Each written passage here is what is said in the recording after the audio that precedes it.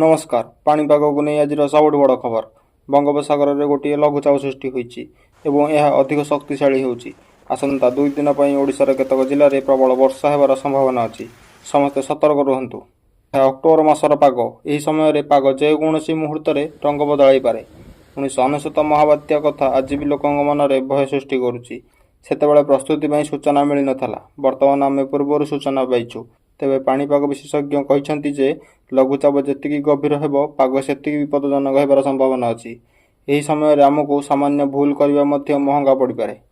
पाणीपाग विभाग कहवा अनुसार आगामी 36 घंटा मध्य पुरी, जगतसिंहपुर, केन्द्रापड़ा, भद्रक और बालेश्वर समेत पाखापाखि 14टी जिला को येलो वार्निंग जारी कर किछि स्थान में 40 ରୁ 50 किलोमीटर बेगर पवन हो पारे।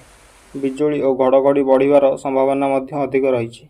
जो मैंने समुद्र को माछ धरने जाइछन्ति सेमाने तुरंत फेरी आसतु।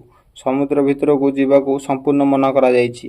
राज्य सरकार समस्त जिलापाल को अलर्ट रहिबाकू कहिछन्ति एवं अग्निशम विभाग उद्धार कार्य पई प्रस्तुत अछन्ति। एही वर्षा जोगु बिलरे थिबा धान फसल नष्ट हेबार आशंका रहिछि।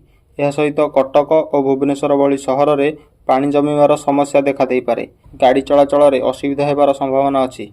समस्ते यात्रा करने पूर्व पाग देखि जातु। सरकार निर्देश मानतु। कौन मिथ्या खबर रे विश्वास करंतु नहीं। आमे आपनको प्रति मुहूर्त सठिक खबर दे चलू। वर्तमान एतिकी। नमस्कार।